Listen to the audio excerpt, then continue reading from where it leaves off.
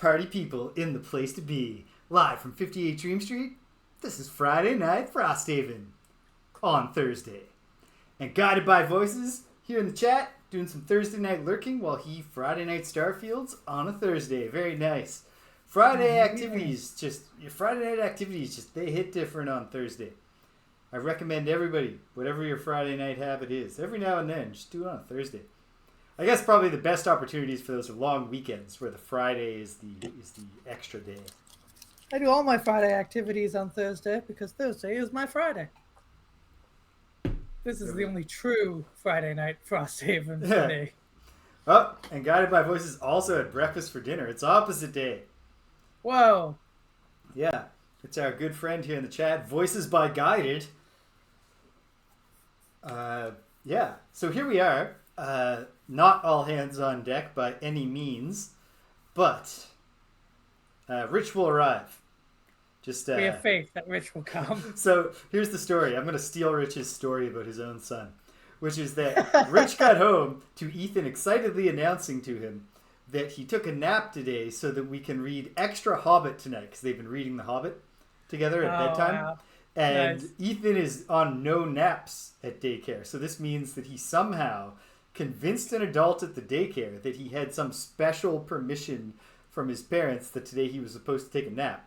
And then he kept it to himself all day and then couldn't wait. As soon as he saw Rich, just had to tell him. So Rich was like, I think probably excitement about reading is a quality I should cultivate in the book. Yeah. And I agreed. Yeah. I agreed. So I said, you cultivate that. It's all right, though. We got something we can do. But first, introductions. Rich isn't here yet. Lauren's never here. Maybe someday. I don't know.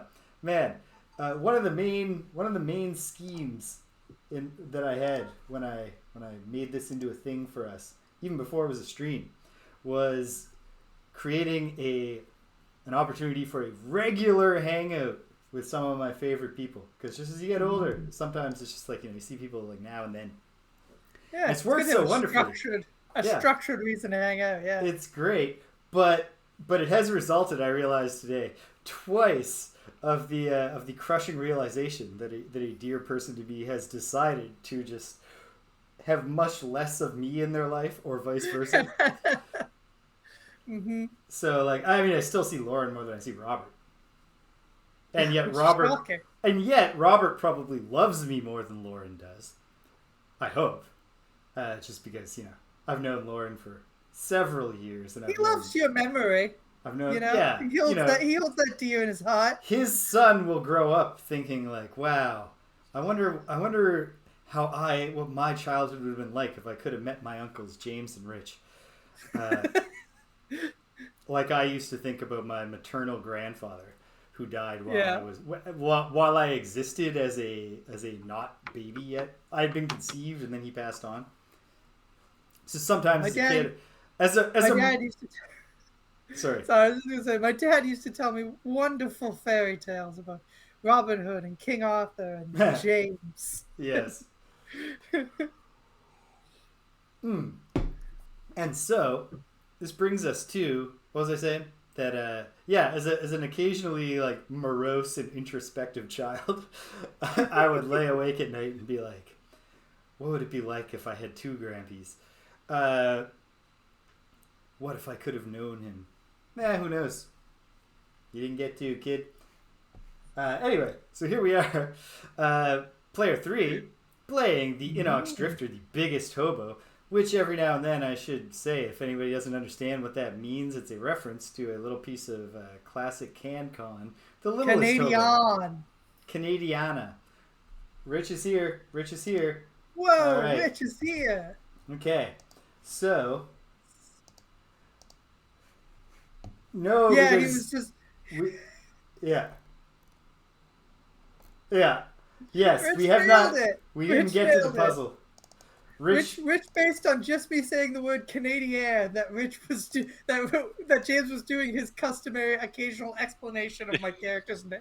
Yeah, it was a show about a little dog who solved, like a medium-sized dog, who solved A mysteries. normal sized dog. He was a large dog. He was at least 90 pounds. Like, he was a big old dog, James. I guess I I The agree with three- James. I classify large dogs as like excessively large dogs, like Great Dane. Those are and called Newfoundland. giant breeds. The three main family dogs in my life have been a vastly oversized Caissond and two Great Pyrenees. So Wow, yeah. Those are both giant breeds. Those are Yes. both giant. Large is like 70 to 110. Hunter's a See, large dog. You're Okay, dividing it. there You're it is. dividing it into more categories than we are. We're basically Well, saying small dogs. Anything. no, I thought I Anything- was using the anything right that category. in the Mr. bag. Greg. I was making Mr. an actual Greg. technical error. I am not classifying dogs in any way. The American Kennel Club is classifying dogs. Uh, per Rich loves uh, dogs. Guided They by would Voices, too. They per your love doing point, that. Clifford the big red dog, I believe, is categorized as super giant. Yeah, he's off the charts. Is He's what an he exceptional is. dog. Off the charts. You should be very careful. It's terribly irresponsible of that family in those stories. Just because, like, you know, sometimes dogs can, you know, like, your dog might occasionally snap at you if you bump it when it's sleeping. But Clifford could kill your child with that. Like, Clifford's a gentle giant, though. He's afraid of small things. but if he's asleep and something steps on his ear and he just goes nip, Uh, like a gentle get away from me nip, it can take the child's head right Listen, clean off. if you miss a Yeah. bright red giant dog's ear, that's on you, sir. You Have- know that Greg, family have is the you- type, like, what if they have red have you shag read carpet? Clifford's Good Deeds lately? Not Clifford lately, does- no. Clifford does a lot of damage in Clifford's Good Deeds. Like, he's trying to do good deeds and then he like always goes too far, and like Yeah. when you read it as an adult, you're like, okay, probably 150 people got seriously hurt. Good. Yeah. No, it's not a real spoiler guided by Kinda voices because he thought it. didn't tell you whether or not Clifford gets put down at the end of that one. I think that That's- the climax But I remember is the Clifford, right. the courtroom That's his scene. fear. Like, he practices doing stop, drop, and roll and just rolls over a building. Like, Yeah. Yeah, like anybody in there was crushed. There's a classic. There's a classic internet conundrum, which is Like, the question: some- is Clifford the big red dog a kaiju? for sure, I was about to say it. Yes, He's like a mini kaiju, but he's he's definitely for sure a kaiju. he's small for a Like- kaiju. He would definitely be classified as a small kaiju. He's a lap kaiju. I'd say the burden of proof is on the people trying to say he's not. Yeah. Like, what else could he be? Put him in a different category. Player one, And me by and the the way. American Kennel Club love Player one. categories. Player one, playing the human banner spear Sparkles. It's Rich. How's it going, Rich? So good. Great. Are you still level 2, Rich? Yeah, Okay. assuming I get 3 experience points in this round, I will level up next time we Oh, nice. Perfect. go to Frosthaven. Is that how you say it? Yes. Return to the That's how you outpost. said it with Yeah. Gloomhaven. But Yeah. Yeah, I think it's been clarified that the outpost is called Frosthaven. Yeah, that was said. Yeah, okay. I think it's maybe like one of the first words said to us is "Welcome to Frosthaven." Yes, you're right. That's correct. Yeah. Yeah, so yeah, here we are. We got to actually start before we go to the scenario, so let's get moving. Oh, hey, player 4, back to the gang screen for a sec. Player 4, playing Megara, the Aether Bone Shaper, your host here at 58 Dream Shoot, the game runner, the show runner, that does it all, has it all. Men want to be him, women want him. I don't know if all this is true. I'm James, though. And here I am. Here we are. Ignore the scenario for now. Ignore the board, which is all nice and set up. Because instead, I'm going to show you that, hey, check it out. I found the puzzle book. That's very good. Yes. Oh, and if you look below me, although we're not doing an outpost phase today, I added the supply chart to the... Oh, sweet. Yeah, so Greg, now when you make changes in your supply, it will display in a much prettier version on the outpost screen. Pretty cool. So Yeah. we have the first puzzle, which I've solved. Took me about a half an hour, and that's because after identifying what the answer probably was, I set about doing like the foundational, like information gathering instead of just testing out my guess. So Greg described this. It's the numeral system that we've been tasked with, and we're given 3 equations, and the goal is, well, it turns out to be 25.4. The goal is to solve the 3-digit number at the bottom, which points to a section in the section book. So we're given 3 equations, and when I looked at them, because I saw that the numerals are made out of the accent's coming out. How are you supposed to say these words? What a stupid diphthong. What do we even need? What do we even need O's and U's in a row for? When 2 O's get the job done. Every numeral character, every character is 2 U's. I mean, I have no choice ultimately. So here they are. Here are the characters. Each of these is a numeral. That much information is given in the setup. And so I looked at it, and the first thing I thought was, well, I bet it's a thing where the dots have a value and the lines have a value. And that tells you what the number is. But then I thought, okay, let me just look and think. And I looked at the first 2, which, as you can see on one side, have a bunch of dots or a bunch of slashes. And immediately I got concerned because I was like, there is no set of 3 numerals that you can add and subtract to each other and get a 5-digit number as a result. Unless the result is 0 and for some reason the unfettered the value of 0 is 5 zeros. But that wouldn't explain the slashes. There is no 2-digit number you can multiply by a single-digit number to get the result of a 12-digit number. So then, at this point, I texted Greg to say that I need this thing to have a base 10 numeral system. And yet I have no reason to be confident that's true. But I looked at the third one and I thought, okay, this looks like an equation where I can try to figure some stuff out. And indeed it is. This plus this equals this. And so then I started writing down the logical implications, like, because one has to... don't even worry about it. But like dumb things like, okay, the thing that looks like a 7 with all the dots on it has to be greater than these 2 because of how this adding works. A bunch of things like that. And reasoning from there. And then eventually, I was like, okay, I got to do something with these top 2 if I'm going to get anywhere. And so then I thought, maybe this is just some kind of bullshit where the top one, it's 5 dots, and it means sum of 5 dots. I thought, okay, well, assume the dots are 1. So it's just saying this equals 5. Is there just a simple lines equal this and dots equal this? And my immediate theory was, well, if dots equal 1, probably lines equal 2. And it worked on the top one, and then following the same idea and adding 12 2s together to get 24 with the second one, it worked again. And then it worked on the third one, and then that produced a section number. So about 25 minutes of logical and mathematical reasoning in between when I said, I bet it's the dots or something and the lines or something, and when I just tried that out, and it immediately worked. Nice. So there you go. I solved the first one. Felt good. It's a fun puzzle. I think it's a little bit bullshit. So unfettered math has equated... And this is the content that Rich came here tonight for. No, just look.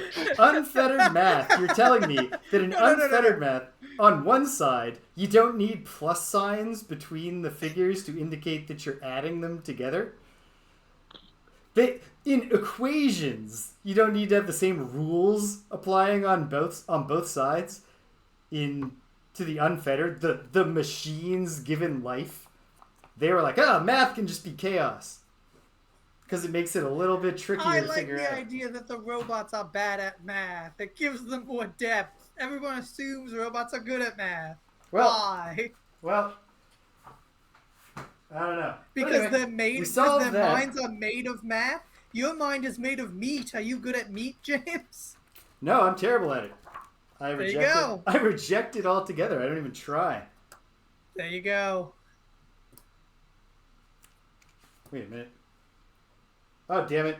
I wrote the wrong number down. in the puzzle book, even though I've already looked and like read the section. It's just I didn't have the puzzle book when I solved it. I solved it with a PDF. Found the puzzle book later. What did I get wrong here? Oh, geez, I wrote a 5 when I should have wrote a 9. Because it looks like it has dots in the positions that the 5 on a die does. But that means 5 plus 2 2s. 29.4. Here we go. All right. Now we are underway. We will be surprisingly close to a 9:30 start for the scenario. Because it's 9:30 currently, James, and we haven't done the road event nor read this section. That's why I said surprisingly close, not right straight on. Radishes. No, Lauren will be proud of me. I'm sure. Well, we can't ask her in the chat because she's unmuted it because she pops in now and then just to get her scene down, but she's not actually reading it. I'll have to message her directly to ask if she's proud of me. 29.5 puzzle solution. Oh, I also put a 4 instead of a 5. Wow, James. Because you talked a big game, and then you were showing that answer to everyone on the screen, and they were all thinking he got that completely wrong. Yeah. All right. It's 29.5 because of the things that I said. I wrote the Sharpie thing in my scramble to get ready here. 29.5 puzzle solution. You find Crane much as you left him, cloistered in his small room, surrounded by his surreptitiously begotten books and muttering to himself. However, unlike last time, he's up and moving around. "My pugilistic chum," he says when you knock on his door frame. "What a pleasure to see you again so soon. Have you already cracked the cipher, then?" The Quattro clicks his tongue and examines your findings. He mutters, looks at his own notes, which are now nailed to the wall. "Ah!" Crane shouts. "Fancy that! Look here!" He tears down one of his sheets and brings it over. On it are several lines of the ancient numerical system, apparently copied directly out of the source text. Using your new system, he translates a few of the lines and ends up with a fairly basic equation that he solves without trouble, because he listened to my explanation of the rules and not the solution that I wrote down.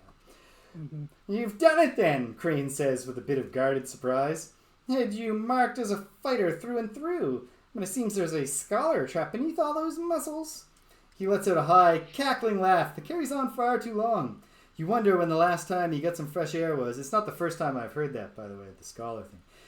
You wonder when the last time he got some fresh air was, and ask as much. "Fresh air? There's no time. We have the numbers. The numbers. Now I can get to work on the alphabet, and then we'll know what secrets hide in this book." He holds up the musty tome, and a few pages fall onto the floor. "Which reminds me." He retrieves another slip of parchment from the wall and hands it to you. This one is scrawled with a section of text copied in the lost language. "Let's see how you do with this.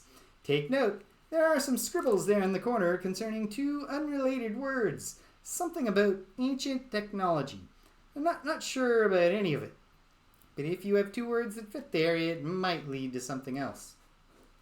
And the result is we turn to the next page in the puzzle book, which does not involve any reading, but I'll show it to you. It's a big cryptocode thing. And over here, there's going to be some 2-word phrase of a 5-letter word and then a 6-letter word that is relevant to the unfettered that will tell us 3 of the letters if we fill it into this blank. And then from there, I will do the thing I like to do, which is solve puzzles in my spare time and then explain them to my friends. All right. It's time for the first road event of the winter. All right. This is Winter Road Event 16. You're riding down the road when something catches your eye. A burlap sack full of fucking turnips or something. No. Screaming is usually a pretty good indication something is wrong. And an Algox battle cry is a good reason to hurry up and get involved. Breaking into a full sprint through the snowy road, you quickly find an overturned cart surrounded by bright white Algox hides. A short distance away, you spot 4 Algox bandits attacking a Valrith. You shout to distract them from the bloodied Valrith.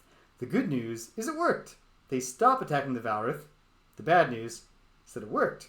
They're now very focused on you. They growl as they circle each other. They growl as you circle each other. Both groups waiting for the other to make a move. The Valrith whimpers in pain between you. Option A. Don't let any of these bandits near the injured traveler. Take up a defensive position around the Valrith. Option B. The best defense is a good offense. Charge in. Bring the fight to them. Okay, could you clarify one bit though? Yeah. Did it say there was a bunch of their hides surrounding? Yes, the I was confused by that too. But maybe the Algox have like a Fremen thing going where they leave nothing to waste because they live in such a harsh environment. Because yes, it absolutely said that there's an or this Valrith is a poacher. Is like has been skinning fucking Algox. So and that's why they're attacking him. Okay, so I say we don't have a diplomatic option, but I guess both options are we either fight the Algox or get between the Algox and the Valrith, right? Yeah. I think fighting them is the more direct option, at which there's no chance to talk. Yeah. Getting between them might be the better option because it seems possible that if we attack them, we'll kill them, and then the guy will be like, "Thanks, man. Now I've got four more hides to sell on the black market, likewise to wear." Oh, yeah, he could just some be super men into hunt it. for sport, others hunt for food. Yeah, I feel like the defensive perimeter is the way to go. Rich, your thoughts? I agree, but that I'm song sad works that I'm going to also. be singing that song for the next. The song I immediately thought of was the song that Buffalo Bill dances to. Oh man! Yeah. Well, both equally good places to take that joke. Okay. Okay. Yeah. So where are you falling, James? Defensive perimeter, option A. Yeah, I agree with you. Rich? Yeah. Boom. Your top priority is to defend this Valrith. You take up a defensive position and bear your weapons. The Algox initiate a few advances, but seeing your resolute defense of the traveler, they break off, collect the hides from around the cart, and retreat into the woods. Once you're sure it's safe, you check on the Valrith. The wounds are too severe, and you can't tend to them fast enough. You search the body, because the dead have no need for material possessions. We gain one skinning knife. Yeah. Oh, good. This guy wasn't good. This guy wasn't a good guy. No, we did the right thing. What is the skinning knife? We're going to find out. Okay. It is item 222. Is this going back in the deck or not? No, we get it. No. Is the event going back in the deck? Oh, I doubt it. You should look to see what the other option is and see if there was a... Just to see. I just like to know. All right.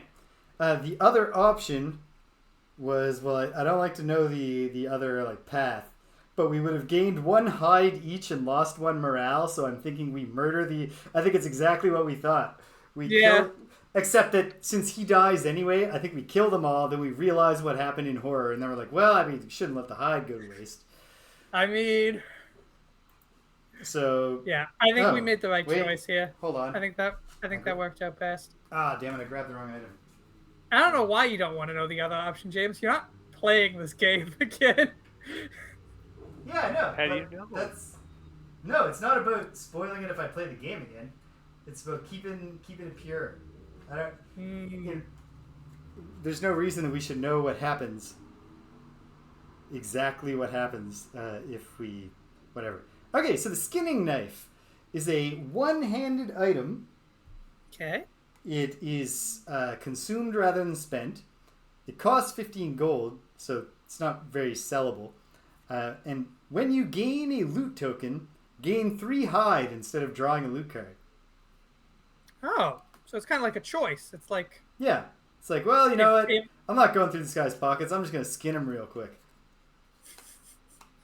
Does anyone else want that? I mean, you probably wouldn't get much use out of it, James, because you rarely do melee attacks. No, I'm into bones, not skin. Yeah. Oh well, I mean, sorry, it's not a melee attack thing. It is a Yeah. one-handed item though. That is a bit odd. Doesn't have any benefit to your attacks though. No. It's a Just skinny little knife. Just a loot thing. Oh wait, I don't know that camera. Rich, do you want it, or do you, or should I have it? Do you have a hand free? Nah, I don't think I want it. All right. Seems Man, like you'll somebody's remember. I think you'll Seems like remember I'll- how to use it and use it. All right. I'll take it. I don't have a. Free hand slot. Yeah. No, I do have a free hand slot, but Sweet. I only have one free hand slot. So if I decide to go something else, I'll just put it in storage. All right. What is it called? Skinning knife? Skinning knife. Skinning knife. Okay. And when I add it into What's the the console, thing that I I'll just, add it to your inventory. What did I get at the end of last week? I got something. Yeah, you bought That something. Potion. I got a potion. What did my Yeah, potion? stone skin. I didn't write it down. I just wrote cool guy potion. Yeah, that's it. Oh. Stone skin potion. Oh, is I what thought you you got. got the frenzy potion. Oh, was it the frenzy potion? Maybe it was. Yeah. Did I put the wrong one in the spreadsheet? I don't know. Oh, I didn't know what you were looking at. But yeah, I think it's frenzy Oh potion. yeah, the spreadsheet. Yeah, it's frenzy potion. Okay, during your turn, perform attack 2. Oh yeah. I remember that. Great. Okay. This During is my it. turn. Perform attack 2. Yeah. Perform attack 2. Just intact. Just you chug the potion and then just smash the bottle on someone's head. Yeah, that All sounds right. like Rich. Here we go. Scenario 115. Pylon problems.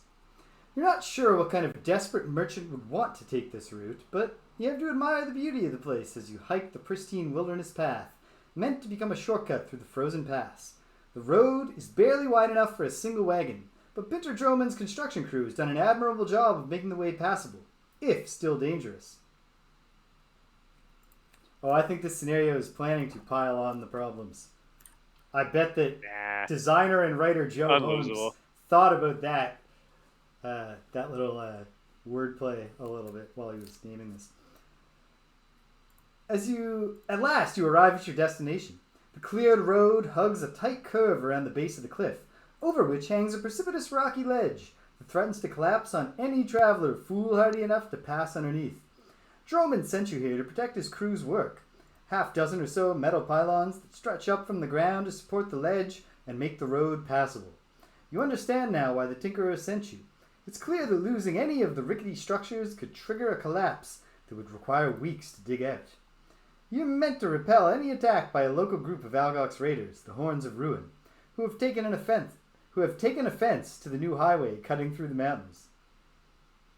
So, I think yeah. Well, yeah, we were told this. We were told that they're actually bad. They're terrorists. Yeah. They're like, yeah. You don't have to wait for long. As the rest of the area comes into view, a group of Algox appear from around the cliff base, equipped for both combat and demolition. It seems their goal is to make the road impassable for the traveling merchants that Satha says are Frosthaven's lifeline in the summertime. You draw your weapons. It's time to teach the Algox how to share the road. All right. Oops. All right. Gotta adjust the console here. Boom. So, I've got 2 options. Oh well, James, tell us the special rules, please. Okay, so we do have special rules in this scenario. Here you can see what we're up against, the scenario, the problems that are being piled upon us. You can tell that he was going for wordplay because these are pillars. They're ice pillars, but he went with the word pylons. Oops, I gotta turn off the rich sprite. Which you just have your sprite just superimposed over your face. Oh, so you missed Hunter doing his funny stuff before. No, Sorry, 'cause world. during on the outpost screen and the gang screen, it was fine. So, okay, so I will read the special rules as they are written, and you can, if you want to read them on the screen, you can read my own interpretations. The first set of rules pertain to the fragility of the ice pillars, because the goal of this scenario is to last 10 rounds, but the scenario ends if all pillars are destroyed. Each ice pillar has L plus 3 hit points. They are enemies to both you and all monsters. All character summons cannot focus on ice pillars. Kind of feel like that would be clearer to read if it said no character summons can focus on ice pillars. But what are you going to do? Whenever any ice pillar would be destroyed, it is instead replaced with rubble. And all figures in adjacent hexes suffer trap damage. If all 7 ice pillars have been replaced, the scenario is lost. So L plus 3 is 5 since we're doing a level 2 scenario. At the start of each listed round, spawn the following monsters at the listed locations based on character count. These set of rules pertain to more monsters coming.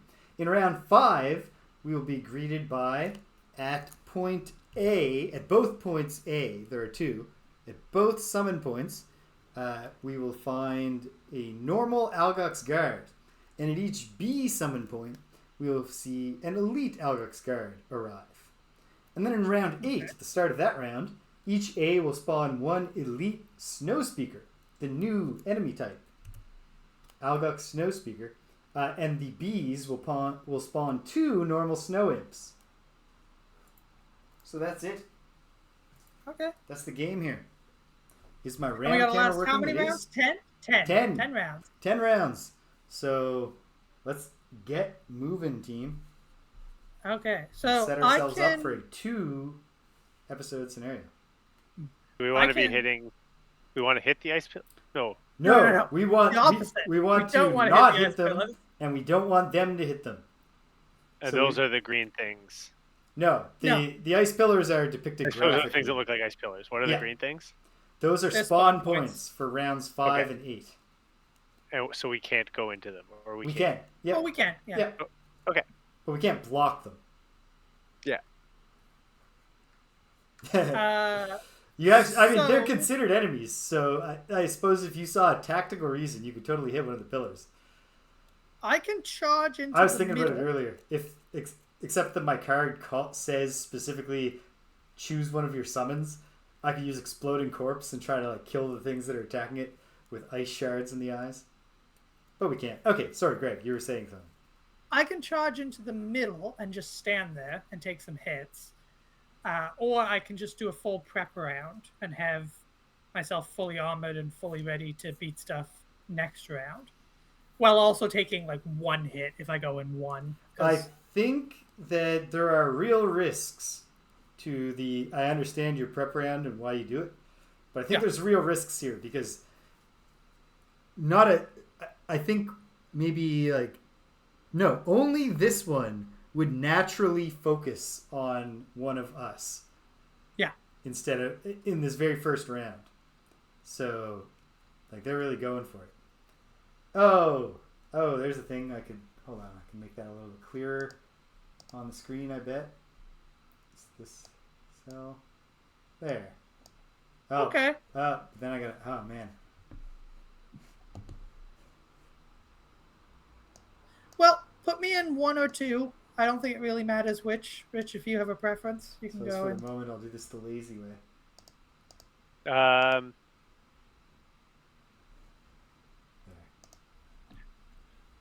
I think I'll go in 2. All right. Okay. So put me in Banner 1. No, Banner sorry. starts- I'll go. Sorry. I'd like to go in 1. All right. Put me in 2. Banner Spirit And I'm 1. gonna- Drifter in 2. I'll be in 4. And I'm just charging forward and trying to get into position to take as many hits as possible. All right. And I'm going to go late enough that when we put our cards down, we can make your charge end somewhere that helps me. Cool. Sounds Great. good. Excellent. And I need to pick one other card here. From where I am. All right.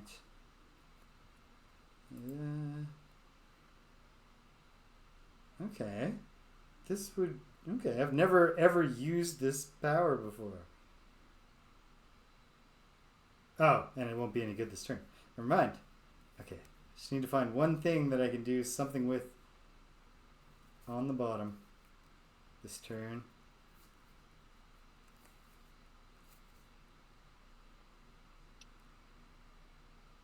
Oh man.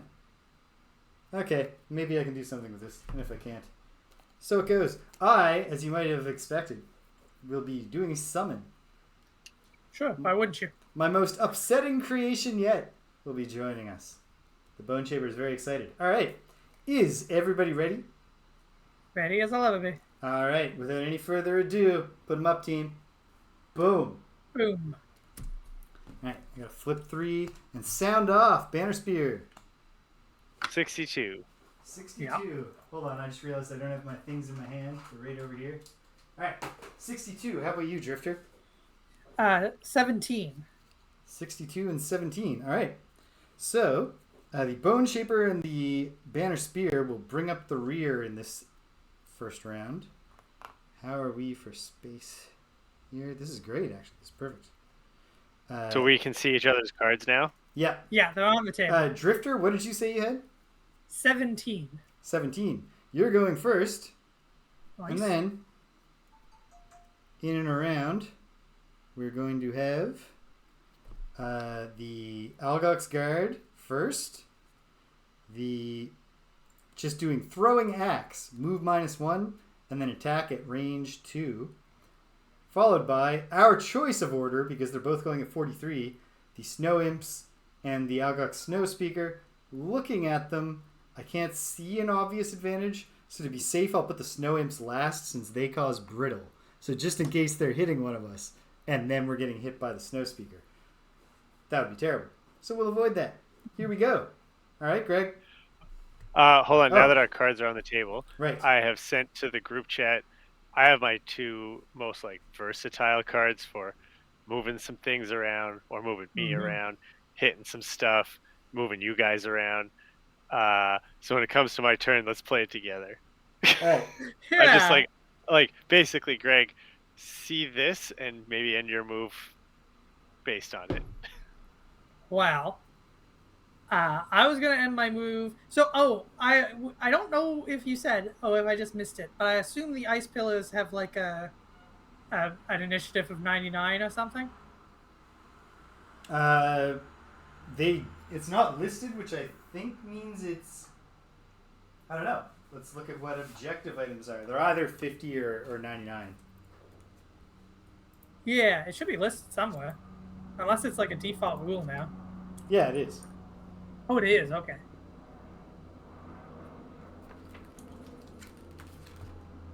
Default rule now. Objectives. 99. 99. Okay, great. Okay, so I just want to move into a position where I will steal as many hits from the pillars as possible, which I think if I move, I have a move 3, so I think if I just move to be between that one Algox and the pillar there, I'll take 2 hits, which I think is the most I can take. Yeah, I agree. So I will move into that position to take those 2 hits. You're moving here? Yeah. And then I'm also going to set up my crushing weight, which will give me +2 on my next 6 melee attacks. All right. Gonna just hammer this pillar All right. day and night. Good work. Good work. All right. The Drifter has started it off. The guards go for their throwing axes. Our Algox guards are here and here. So one of them is going to... Are they moving for this? They're moving -1, which for them is a move 2. So guard number 4 doesn't have to move. He will just throw his axe at the Drifter. So this is normal guard 4. Oh, I should have mentioned that my movement also granted me shield 1 for the round. Hey, very nice. That'll come in handy right now. This is an attack 3 on the Drifter. Disadvantage. With disadvantage. Oh, I'm pulling it.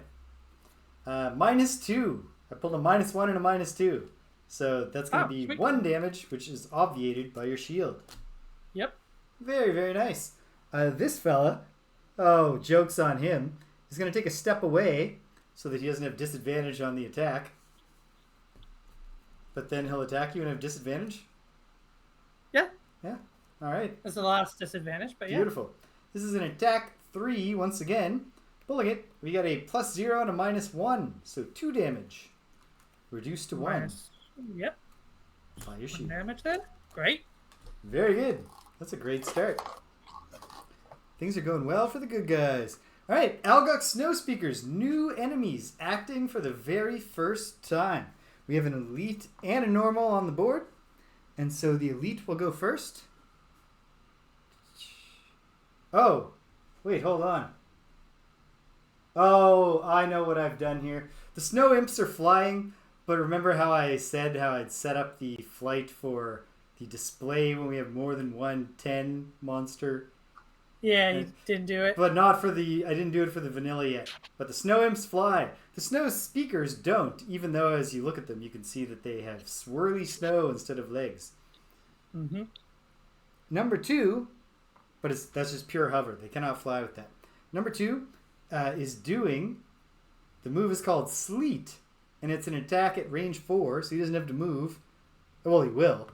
He'll move 1 away from this ice pillar that he was standing beside, and then he will attack it. Can I have a suggestion? Yes? Do we control in which direction he moves? Yeah, I suppose, to the extent that it just has to be the fewest movement points possible and get him... The other guy is also going to move 1, yeah? This one? Yes. Is there a way we could set it up to get the meat grinder on these guys? Is there a spot behind those two that's on the map? I can't quite see because one's standing up. Here? Where? Could you just knock the 2 guys over for a second? Yeah, sure.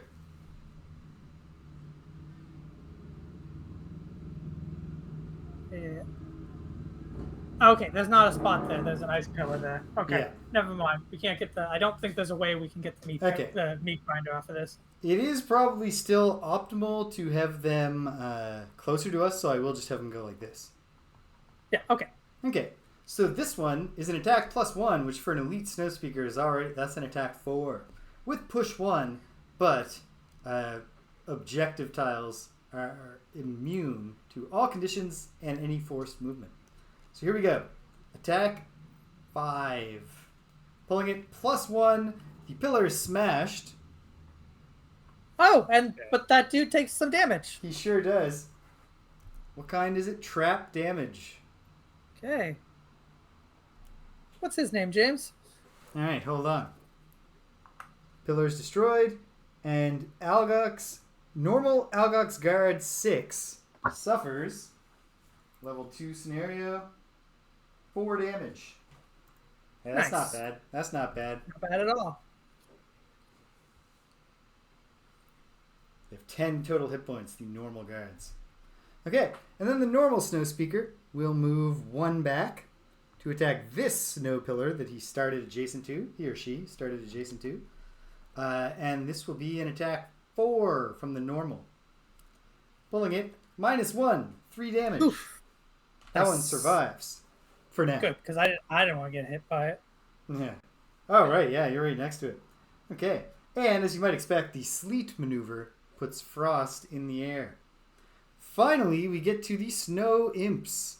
The snow imps are doing Rotten Sting, which is a ranged attack that causes poison, and if they can consume any element, becomes a double target attack. And they get to move first.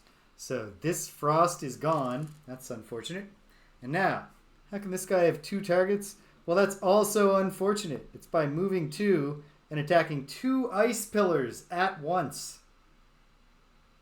That's painful. The plus side is it's an attack -1, which means just an attack 1. And the other one bit of consolation here is that what would really make this attack hurt is that it causes poison and brittle, but neither of those matter in this context.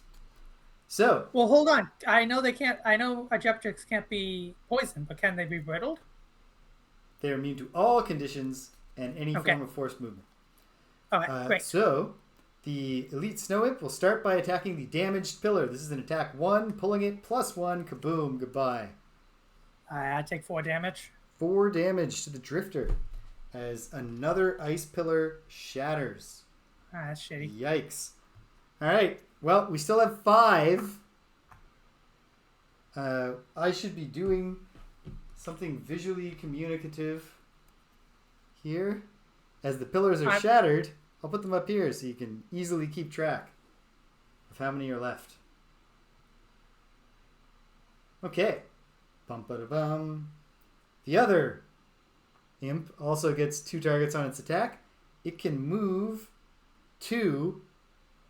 1, 2. It does get 2 targets, which are both pillars. However, it's attacking them with an attack 0, which I feel good about. And one of them is at disadvantage. And it has disadvantage on one. So it attacks the one near it with disadvantage. Attack 0. 2 plus 1s. Well, that's a kick in the pants. That's really funny. And then it attacks the one. Kick in the pants. Attack 1 against which it has. Attack 0, against the one that it has no disadvantage on. Plus 0, no damage. Okay. Alright. Could have been worse. Banner Spear. I can't get the drifter in a position to meat grind that guy, eh? Well, no, we can meat grind a guy. What the rubble is difficult terrain, yeah? Yeah, you know what? Yes, I want to say, because it's the debris. Yes, there it is. Okay, so if you use your card, move 2, grant 2 allies within range 2, move 2, and then... Doesn't it take you 3 to get on the rubble, or it takes you an extra 1 to get off of it? Okay. It takes me an extra... Hold on. It takes me an extra 1 to get on it. I just want to say this is super frustrating because there's not like a rule that says rubble tiles are always difficult terrain, although I believe that's the convention. And it doesn't say anything about what kind of tile the rubble is supposed to be when it's put down. Wait, is it in the scenario key? Nope. Nope. See, I can get you onto that rubble. Yes, because it's color coded. Yep. Okay. Difficult terrain. Ta-da! Difficult terrain. Okay. I have to be within range 2, eh? And you move 2, and then within range 2. No, I can't get. So I only have to move 1. I can move 1. Yeah, but I can't move you 2 onto the rubble because it would be 3 to get onto the rubble. Okay, it's not an extra 1 to get off. It's an extra 1 to get on. It's an extra 1 to get on, yeah. And if you move 3 to get into that position, I won't be within range 2. Your best. I think I'm just gonna go. Hit him. Just hit him for 2, and then also attack 2 again with my potion. Yeah, I mean that's a valid. Yeah. Do you want to attack him, or do you want to attack the one on the bottom? The one on the top has taken damage already. The one on the bottom hasn't taken any. I want to try to kill him, though, right? Yeah. Or should we be spreading out? No. If you killed this guy, it'd be great. Killing is great. Okay, yeah. Use the bottom of meat grinder to, I guess, just move 1, heal 1, regenerate 1, but I don't need that. Don't need that nonsense.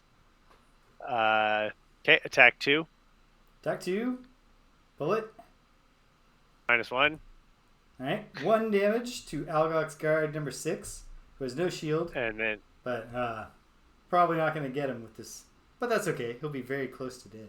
Oh, Rich, you can grant that regenerate at range 1. You could give it to me if you had moved 1 more. Do you need it? Have you taken damage? Yeah, I just got 4 damage yeah. per trap.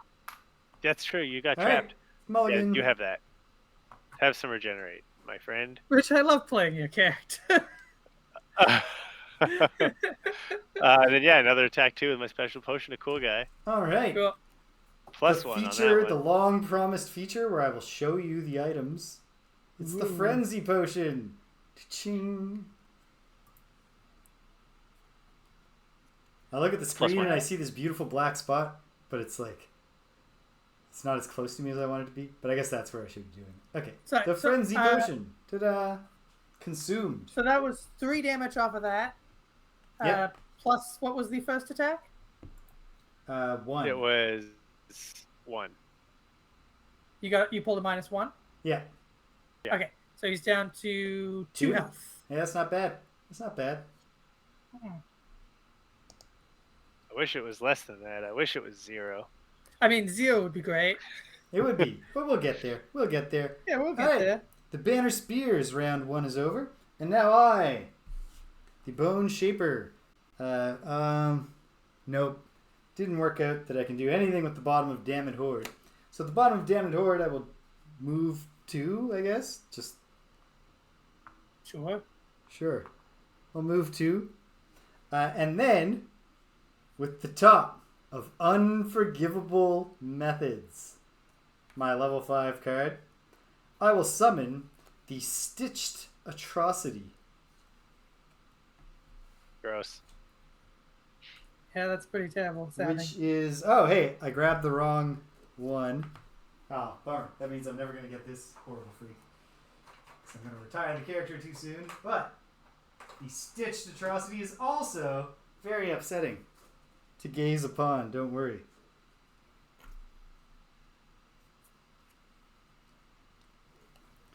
The Stitched Atrocity. The stitching involves giving him far too many limbs in a layout that doesn't make sense, and also giving him some sort of horrible club hand weapon things. Fantastic. This one's a step beyond guy. just raising the dead. Like there's some not necessarily admirable stuff went into this. So the Stitched Atrocity, what should we call him? He's Sven. Sven the Stitched Atrocity. I was just going to suggest Stitch. I like Sven. Yeah, Sven. Sven has 8 hit points. Sure. Move 2. Attack 3, much like Reggie. But all of Sven's attacks, thanks to his freaky spike hand, cause wound. Oh, that's really good. I take 2 damage for summoning him and receive 2 experience points in turn. The round is over. The battle has truly begun. All right, we're going into round 2. And you might not be surprised by what I'm doing next. But I'm going to act fast this time. Yeah, you want to get spiky. You want to get Sven out there. Sven wants to get, wants to get it going, get it popping. Okay, I should get get in. I imagine there's a lot of cracking going on with Sven. I'm gonna go down. Yeah, I think I'm gonna try to handle the 2 on the bottom, the imp and the undamaged god. If you guys want to, well, I mean, Sven's gonna come and help me with that god somehow, I'm sure. But if you guys want to head up towards the other enemies up there. Yeah. I am planning to just, largely my moves will be partially controlled by the actions of Monster Focus. Sven. Yes. Yeah. But here we go. All right. Is everybody ready? Oh, I got to shuffle one monster deck, so I'm not. Shuffle the Snow Imp deck. I'm ready. Okay. I am ready, Shuffling, my friends. Shuffling. I'm ready. All right. Put them up, team. Boom. And then sound off. Banner Spear. What haveth thou? 6. That's a good one. 6. All right. Good number. That's going to go first. Drifter, how about you? 14. 14. You beat me, but just barely. So we're all going first. Bunch I'm of going fast at boys. 16. Fast boys and girls. Bunch of fast people. Yeah. I mean, it seems actually entirely plausible that the Bone Shaper is non-binary. And that was the entirety, that conversation we just had, that back and forth, was the entirety of the sensitivity training at Rich's track and field. All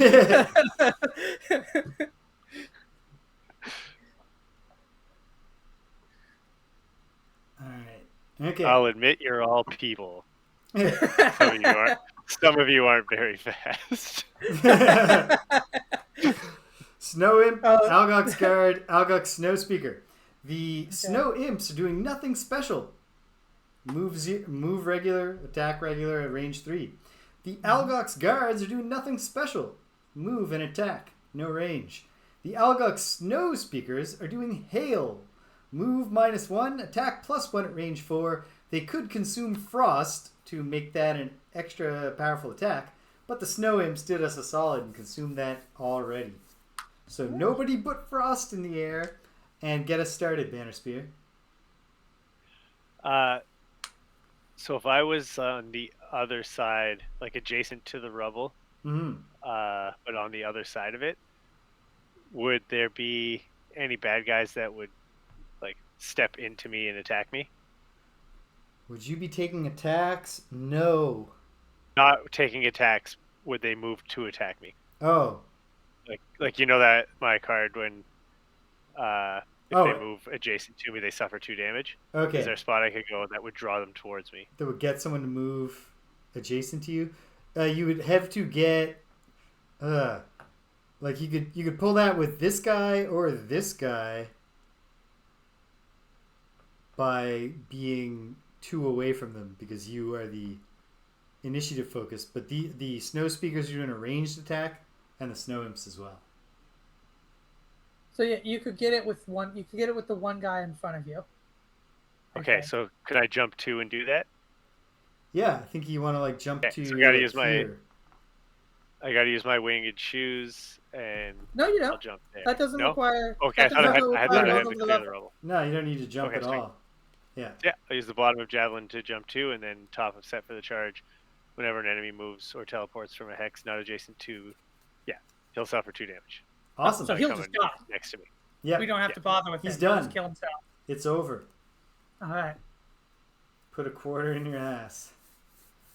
You played yourself. The sensitivity comments we had a minute ago reminded me that Carrie Ann wanted to let you know, James, that you came off as a bit of a bird racist in a recent episode.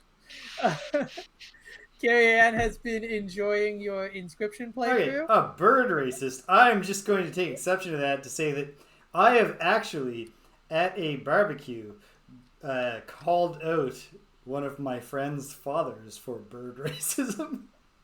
Well, so I feel like I'm a bird ally. But what did I do? We were watching an Inscription episode in which you struggled to remember the word corvid, because you were talking about crows briefly, and it made you sound like a big bird racist because you said crows and other birds of that type, those birds.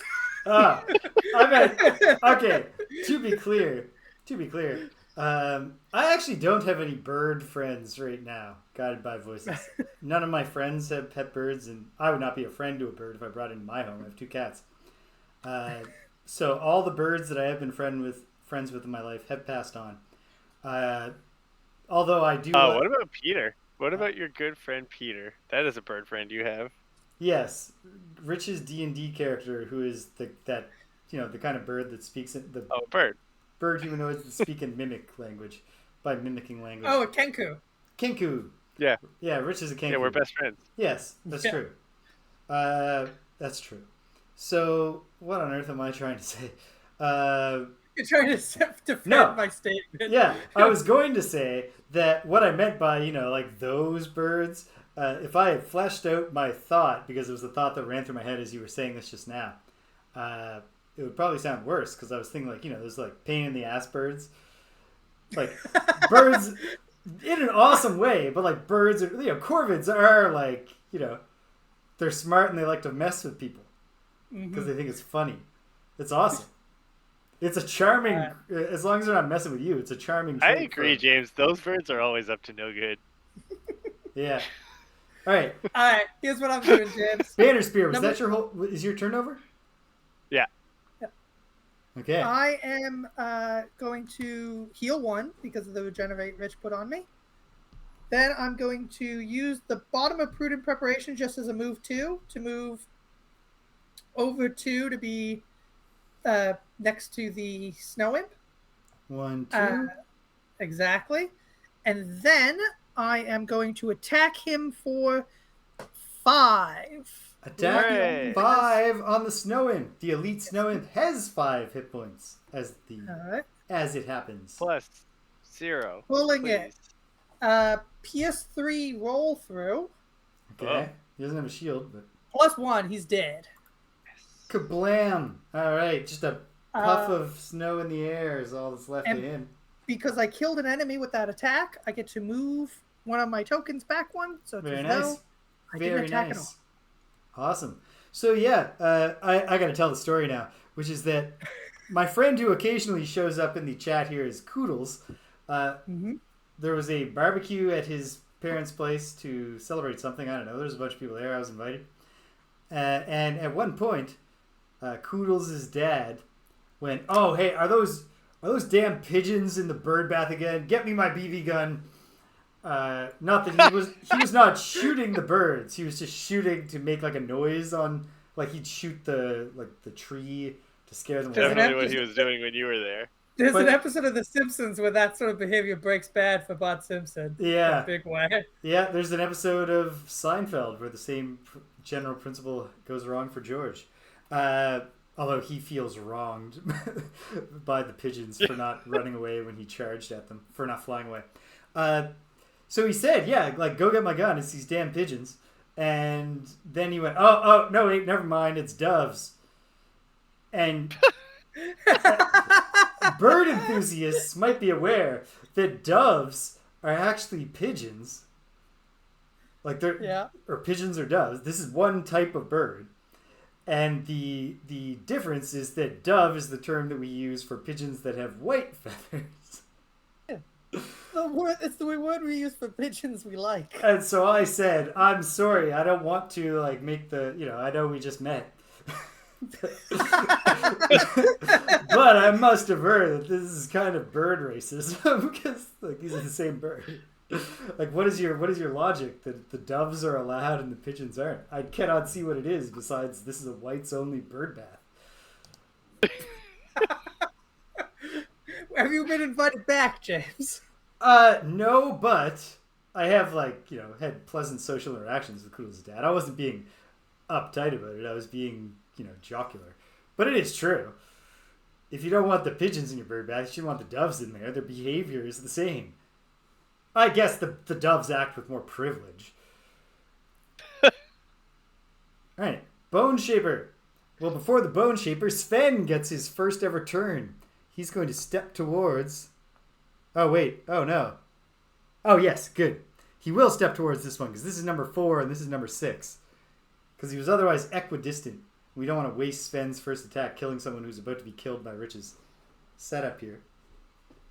Sven steps into position, and this is an attack 3 that causes wound. Pulling it. +0. Just a nice, neutral, level-headed first turn. 3 damage and a wound to Algox Guard number 10. Welcome to the team, Sven. Meanwhile, meanwhilst, I will use the Top of Unearthed Horror to summon Reggie, the Raging Corpse. And he's especially raging today. He used to be the leader of the Corpse Squad. Now he's the lieutenant.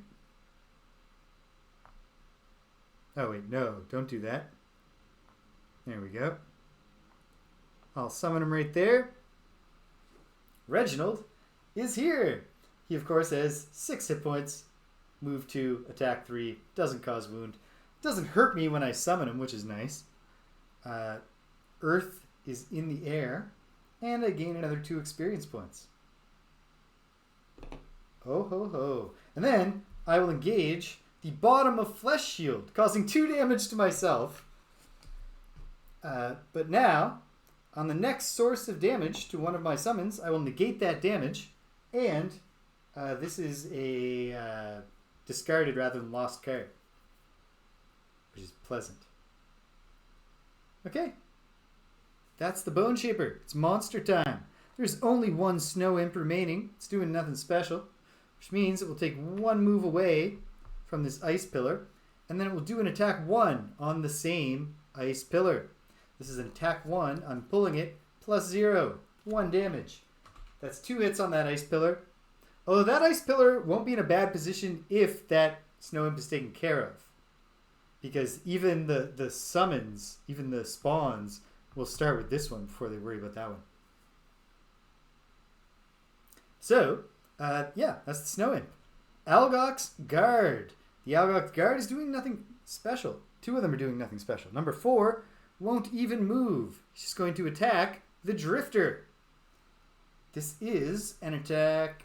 Algox guard, normal. This is an attack 3 upon the Drifter. Pulling it. ×2.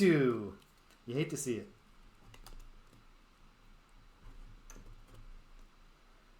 And then the other guard will lunge towards the banner spear and die. Yeah. 2 damage to elite or to normal Algox guard. Number 6. And he brought the loot right to you.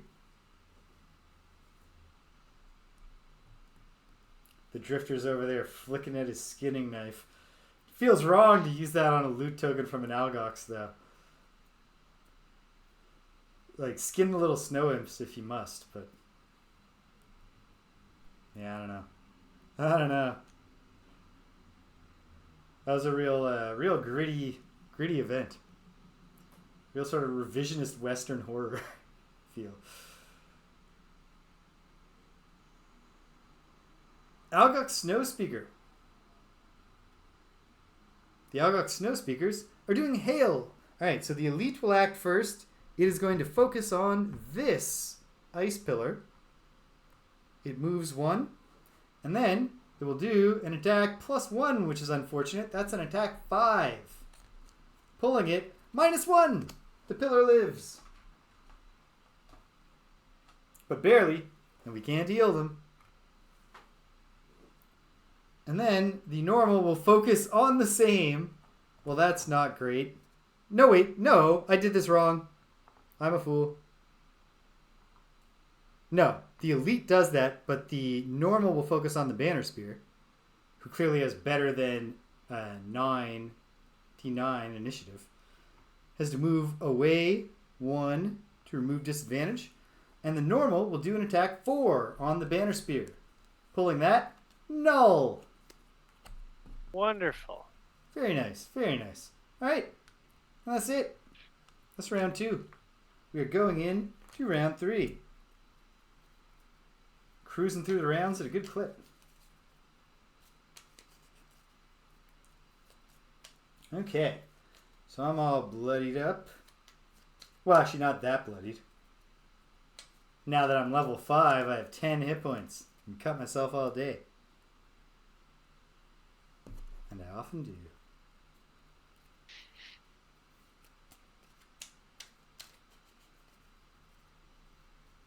Shout out to the late great Louis Anderson, who once on Family Feud was doing the, how much during the one at the end where you got to do a bunch of questions real fast, the final round.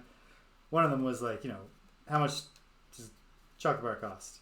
And the person said like $1 or something like that. And then Louis Anderson said, you answered $1. He said, boy, I remember when I could get 10 candy bars for $1. And often did. And it's not that great a joke, but for some reason I never ever forgot that moment in Family Feud history. And, Louis Anderson also had some other achievements in his life. Shout out, pour one out for the memory of Louis Anderson. All right. Here we are. All right, what am I going to do? Boop-a-doo. Well, I think I've got a... Greg, did you kill guard 6 yet?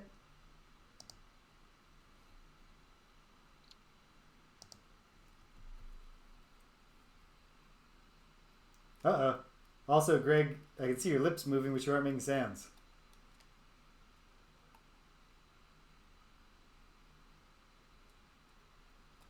Greg also had headphones issues in the conference app we use. Greg has vanished for a moment. Rich, do you make sounds still? Yeah, I make great. lots of sound, and I'm short resting. Okay, you're short resting. What am I going to do? This is an excellent opportunity for me to consider it. Hey, you'll have to add me back into the stream, but my mic cut out. I didn't need to. I guess it gave you the same instance, so it added you automatically. Oh, fantastic. Yeah. Hello, everyone. Hello, the internet. I'm back and talking again. Greg's back. I made some jokes earlier that got poor receptions, and I can see now why. Yeah. Yeah.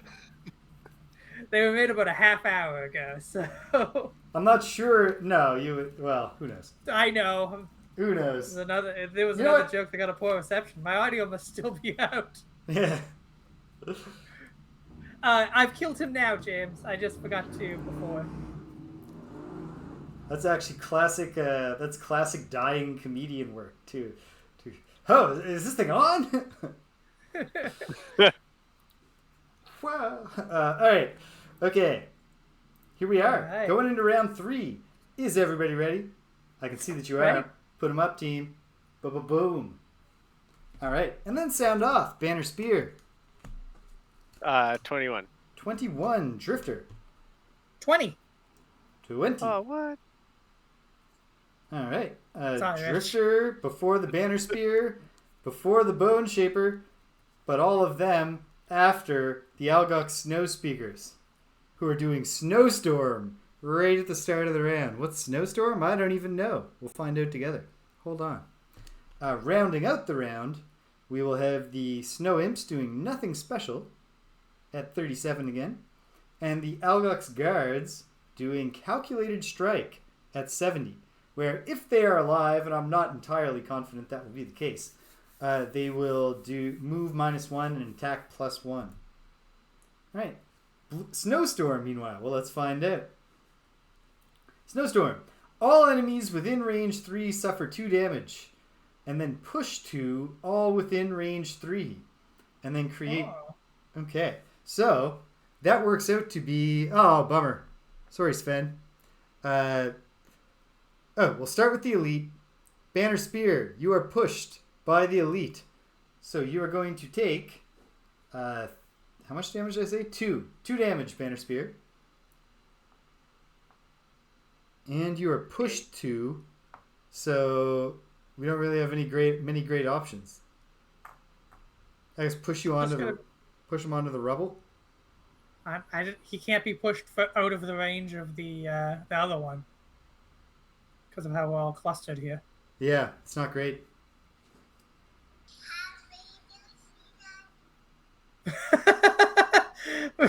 Rich, I think we had a baby monitor feed-in moment. Yeah, all good. Yeah. And then the normal will also push. The Banner Spear can't be pushed from here, but you. Oh wait, push 2. No, you can't be pushed through your allies. Nope. Wait. Can you be pushed through your allies? Oh god, I feel like it's weird. Like it inverts what you'd expect, but we should check. Yeah, let's just look at forced movement here for a second. When a character performs a push, they decide the direction and distance. The party decides the direction, but the target must move as far as possible. They're unaffected by difficult terrain, but all other normal movement rules are still applied. Immobilized or stunned figures are still affected. If the ability is under multiple push-pull stack. What? None of this is what... Must follow all the normal movement rules for the target. So you can be pushed through your allies, but not your enemies. Yeah. The Banner Spear will be pushed over to this side of Sven. But then Sven will in turn be pushed like this. That's 2 damage for Sven. Welcome to the team. And then Reginald's in the clear, and the Drifter is not. But you are pushed against, like the only away is through a guard, so you're not actually moved, but 2 damage. I gotta heal myself. That puts Wind and Frost in the air. Go figure. Strong move. Okay, well, that is what that is. Ooh, Does this damage the pillars? Oh my goodness, you're right. Good catch, Craig. That's insane. But yes. Yeah. Any pillar within range 3 of them is getting 2 damage. That would have been a drastic oversight. So this one is smashed, which is good, actually. It's smashed by the initial thing from this guy. So when this pillar smashes, well, there's a bad part, which is now we have 3 broken pillars. Yeah. However, there's a nice part, which is 4 damage to normal Algox Snowspeaker number 1. Okay, he's got it. Okay.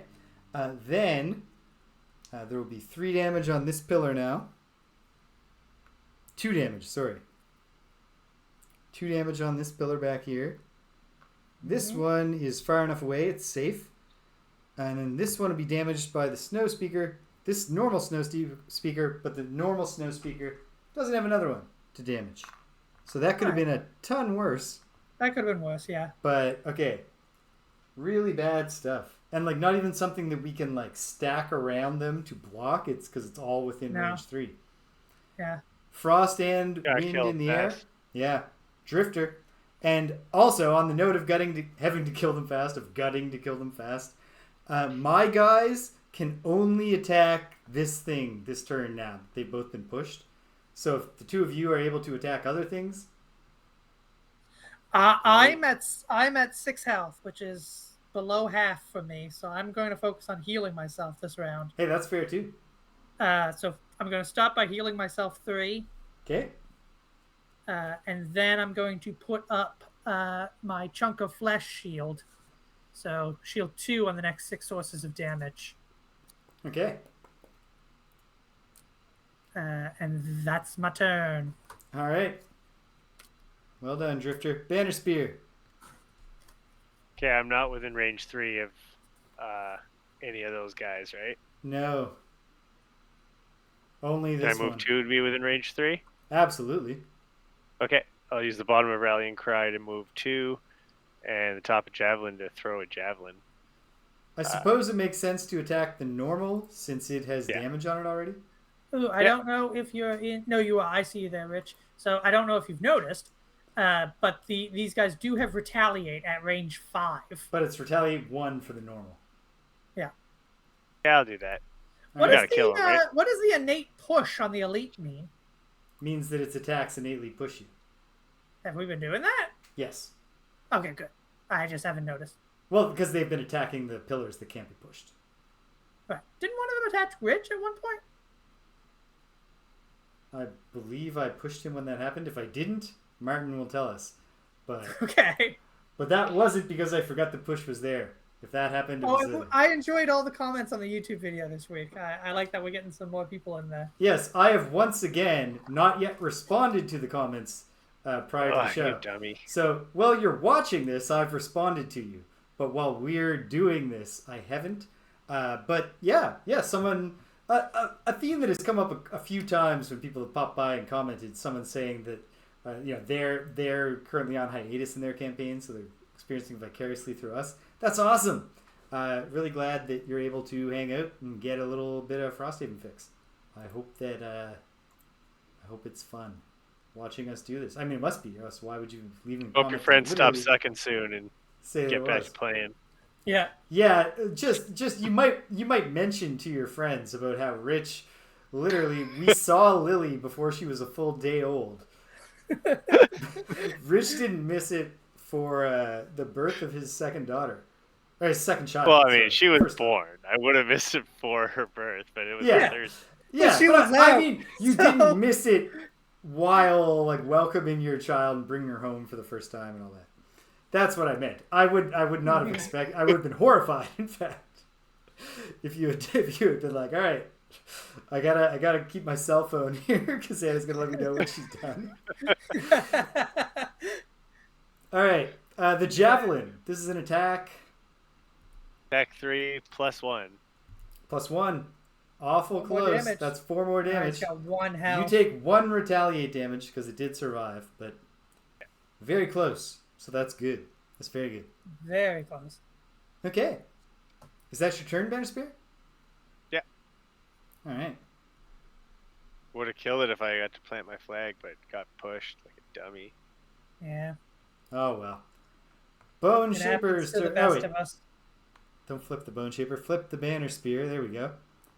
Bone Shaper. And Martin, I don't recall all of your comments, but I do recall one of your comments was to the effect of, I thought you said you'd make any change that you want that we asked for to the stream within 1 week. And I think that the thing that you had requested was misrepresented to me by Rich and Greg when they were like, Martin wants nameplates for the summons. And I was like, nameplates? Martin wants you to do so much. And then I actually read your previous comment, and it was just saying, wouldn't it be easier to keep track of them if you just used the numbers? And that's true. I haven't summoned a shambling skeleton yet, but now I have them in a neat stack of only 1, 2, and 3. I put 4, 5, and 6 aside. And number 1 is Shambler, and number 2 is Shambly, and number 3 is Mr. Shambles. So we'll never have that confusion again. Fantastic. Perfect. Yeah. Keeping my promise to the people. Yeah, so here we go. It's Sven's turn. Sven is going to lurch forward and do an attack 3 on Algox. Algox guard. Sorry, number 4. Attack 3, nice. Pulling it, +1. Hey, 4 damage. Nice. 4 damage. It's only going to get worse from there. Because Reggie... All Reggie has to do is 2 damage, and he's dead because he's got a wound on him. Yeah, he does. Reggie will step forward and do an attack 3. Attack 3, pulling it, +0. He's dead. Hey, he's dead. And that's 1, except I didn't summon Reggie in the first round, so he wouldn't even be applicable for the mastery. Oh, part of the mastery is the first round? I don't know. You gotta if I summon them that. at the start. They gotta get 6 kills, and they gotta be alive at the end. Oh, okay. I still like. I can think of gimmicks that would make it that would help, but the other one, which is kill 15 summons in a single battle, seems in a single scenario seems to require a very specific scenario that is going to last a very long time. Because you can only would that include a billion oozes?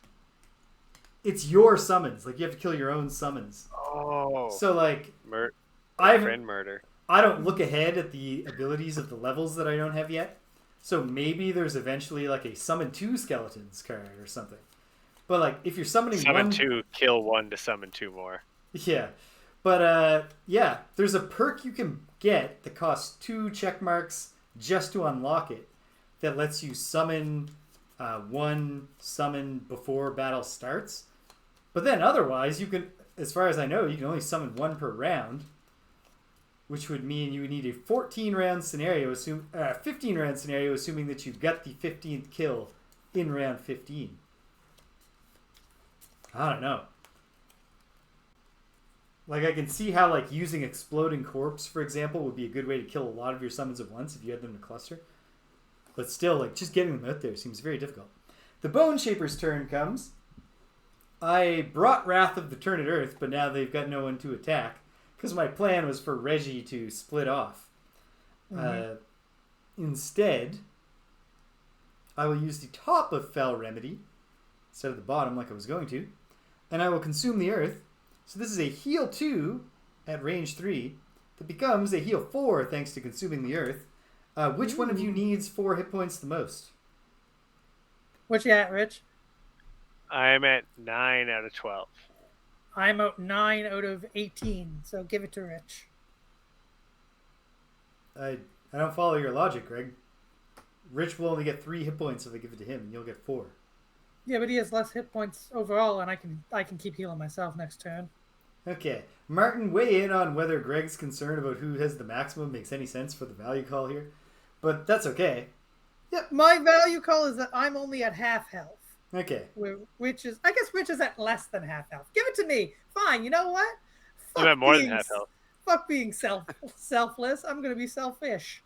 All right. Give me all 4 of those hit points, James. 4 hit points to the Drifter. All right. And hit points are somebody told us we were playing badly if we had too many hit points. Martin did. Martin said the resource to be spent. Yeah. Yeah, I feel like Martin probably does have... So we should take it. We shouldn't leave hit points on the board. I don't know exactly what Martin's process is, but I do get the feel... every now and then, he's got to be about to be and then a moment later, oh, wait, it should have been like this. He's well done. At least I like to assume that Martin nods to himself and says, well done, when we make the save. Certainly, he finishes the video before he posts. So he's gonna have a running tally going, right? He's got timestamps. Yeah. Yeah, he's got timestamps. Timestamps are very helpful.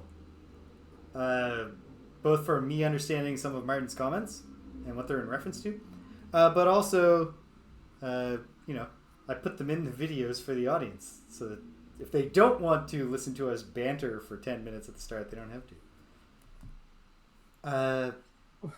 Me and Rich don't have that choice.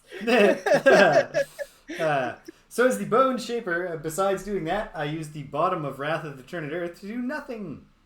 And my turn is over. The Snow Imps are doing nothing special. So it's just Snow Imp, actually, attacking.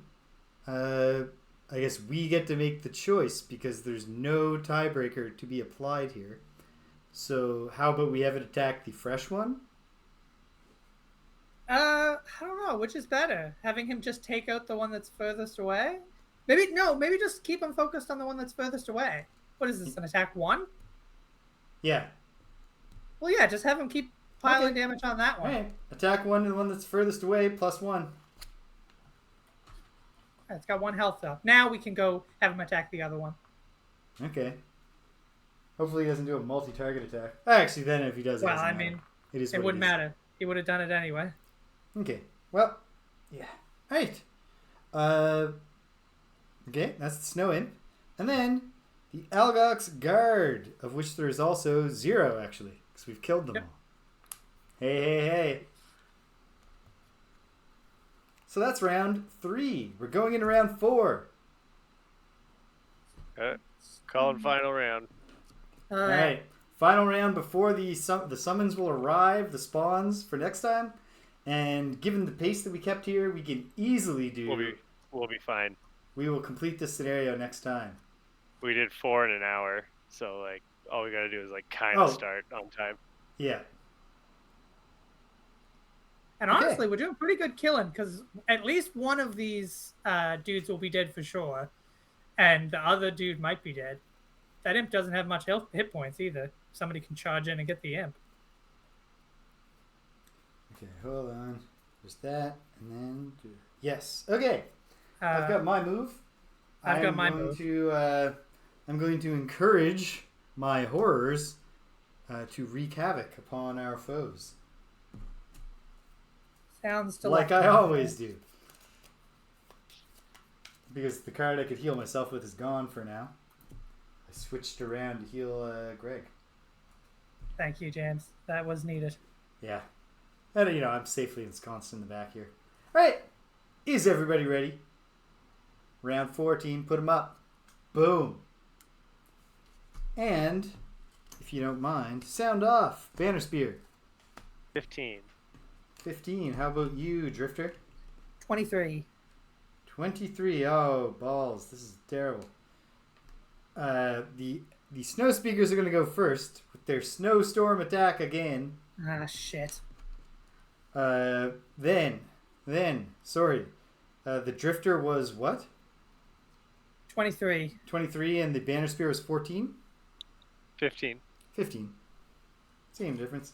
And then, at number 30, the Algox Guard will do Hasty Assault. There is it's no dead. Algox. There is no Algox Yeah. Guard. Well, spoiler, a future Algox Guard will come in with a Hasty Assault. And so that means it's just me and then the Snow Imp. The Snow Imp is doing Calculated Strike. It's an attack +1, which is a 2. Attack 2. Okay, so the bad part. Actually, it's oh no, it is quite bad. It's wretched. This is really bad. Okay, this Snowspeaker will start by doing its Snowstorm ability, pushing the Banner Spear 2, and doing 2 damage to the Banner Spear. Not getting any of the rest of us, but also doing 2 damage to this Ice Pillar. Hold up. Banner Spear, would it be better if you were on that loot next to Reggie instead of there, or it doesn't matter?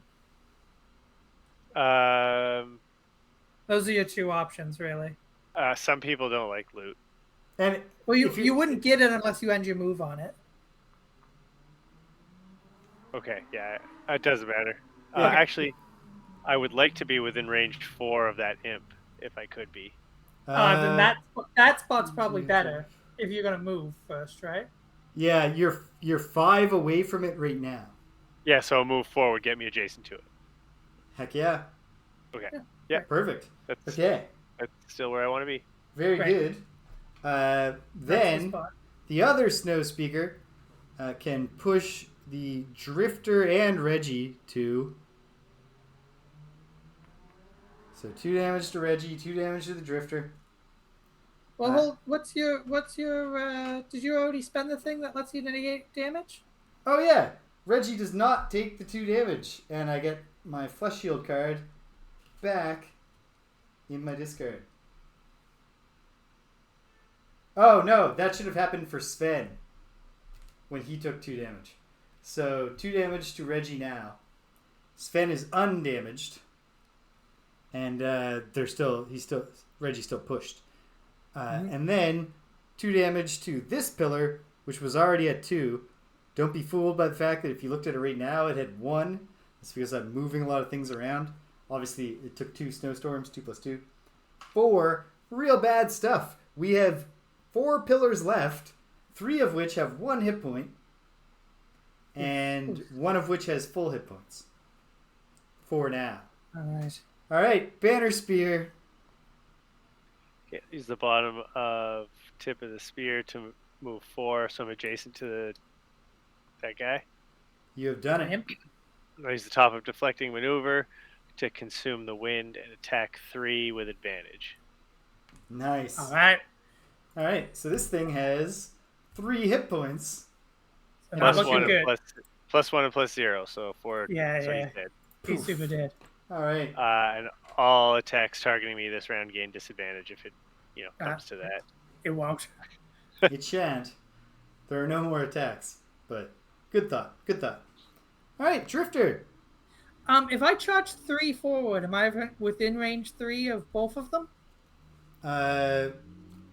1, 2, 3. Yes. Great. I do that. Move me 3 forward.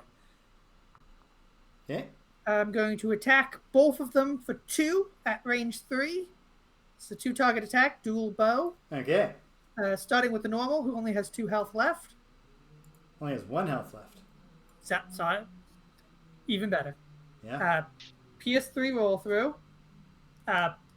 Plus 2 and he's immobilized, but he's dead. Get any more immobilized than dead. Alright. And 2 on the other one. 2 on the elite who is undamaged. Attack 2 on the elite. Pulling it. Plus 1, 3 damage. 3 damage. You take 2 damage and retaliate. I do indeed. Okay. Here's what it is. It is. It really tis. Okay. That's the Drifter. And then it's the Bone Shaper. Well, yeah, it's the Horror's turns. So Sven is going to take 2 steps and do nothing. Reginald tagging along with his big brother's. Reggie's got some little brother syndrome going on now. But he's doing what he can. Follows Sven along. That's the end of those turns. But then, on the Bone Shaper's turn, I will use the bottom of Approach Oblivion to grant a move 3 to Sven to go 1, 2, 3 and be adjacent to the Snowspeaker. And then, with the top of Command the Wretched, I will let Sven both move and attack. He can move 1 more to get him closer to the spawn points for now. And also behind that dude. Mm-hmm. And then he gets to do his attack. So this is an attack 3 that causes wound. Attack 3 on the Snowspeaker, elite number 2, pulling it, plus 1, 4 damage and a wound. So he's got 5 hit points and he's bleeding. Good, that's great. I think we did really well on the first bit of them, but we are definitely hurting for hit points. Two snowstorms in a row was not the thing to pull on this. And I got to shuffle the deck again. Martin will be proud of us for spending our resources, though. That's not. This is not the case where we should be spending the hit points of the pillars like resources. But anyway, I was talking about our own hit points because I don't know about you, James, but me and Rich have been getting hit. I'm a little damaged. Yeah, from cutting yourself. Yeah, right in the face and butt. That's what I do. cut myself for the team. It's for the culture. Mm-hmm. All right. Culture of Frosthaven. All right. Hopefully, I just shuffled the deck. That's our shuffle for next time. Hopefully, I got Snowstorm or Blizzard or whatever the fuck it's called deeper in there, so we don't have to deal with it right away. But also, we have cut this. Oh, but it doesn't matter if it's Snowstorm. It will smash that pillar. But otherwise, we've got him enclosed. However, the bad thing as we go into round 5 is that, per the summoning rules, 1 normal Algox guard for each A and 1 elite at each B. Which means 2 normals and 2 elite guards. I think the A is the most upsetting one to me since it's right next to our very fragile pillar. I think these 2 are going to be our redoubt. That's going to be, like, protecting those is going to be where we make our last stand. I don't know, that far one that's taken 3 damage isn't too bad. There is no one that only has 3 damage. This one? Yeah, how much damage is that? That's 4 damage, and it's also right next to a spawn point. Yeah, but I'm there too. I can charge over and help. It's not... yeah, we shouldn't lose hope. We shouldn't lose hope. We're in a decent position here. It could have been better, but what can you do? We pulled a Blizzard or Snowstorm or whatever it's called twice. Don't worry, I'll just plant a bunch of flags around the last one. Yeah, you know what? Yes, absolutely. And yeah, if you get some shield flags, that would be great. And I guess there's no good reason for me spoil my next turn, but there's no good reason not to summon to get Shambler out here. Get him working for us. All right. Well, hey, we're almost halfway there. It's a pretty cool little scenario. I'm enjoying it. I like this. What's his name? Joe Holmes. I'm not sure if he has anything else or just they gave him this one little 3 quest line to get the trading route open. But I really enjoyed the one where we were blowing up ice pillars, and I'm really enjoying this one. So good job, Joe Holmes. Yeah, that's it. Joe Ice Pillar Holmes. All right, 5 rounds down. I've already logged 4 new experience points, which will put me at 113 or 150 for my personal quest. But the scenario is young. Who knows what might lie ahead? All right, are we back to Fridays next week, gang? Yeah. Yeah, nice. I'm free. Excellent. Because this wasn't so bad. I had my first evening class of the term tonight, but it was like class 1. So like, not only is it something I know the key message of the course that I teach that I've taught for years and years, and can deliver it confidently, and like it's fun to meet the new students and like debut, so to speak, and then they all clapped at the end, which is when you get that for read the syllabus day, it feels nice. Like, I'm used to people clapping at the end of the course when I say, and thank you. But, yeah. It's pretty good when they clap for, like, office hours will be. And then, all right, see you later. So I came home all jazzed up, and now the problem is that I got to have a normal work day tomorrow where I teach an afternoon class. So I got to bring it down and get to sleep, which we'll start to work on this weekend. If you swing by on Saturday, you'll catch a doubleheader. I think I'm going to invert the doubleheader and play some King's Quest and then some Inscription after it. So King's Quest, Quest for the Crown, has been fun so far.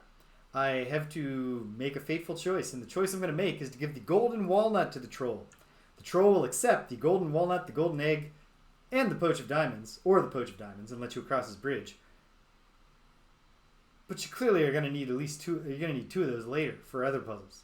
But there's no way to know. This is not... there are many, many, many fine qualities that the King's Quest games bring to the table. Imagination and fun and humor and sense of adventure. I don't think anyone's ever said, like, really tight game design. Really, really good scenario flow chart. Roberta Williams is not something anybody ever thought. There are many, many ways to get yourself in a dead man walking scenario in a King's Quest game. But I'm having fun with it, and we'll keep having fun, and play some weird cards, and try not to, you know how those birds get when you're so sensitive. Try not to be a bird racist, though. On Sunday, this is it, the fated day. I'm beating Quest for Glory Shadows of Darkness, barring some disaster, and there could easily be one. But I think this is it. I think we're going to save Tanya.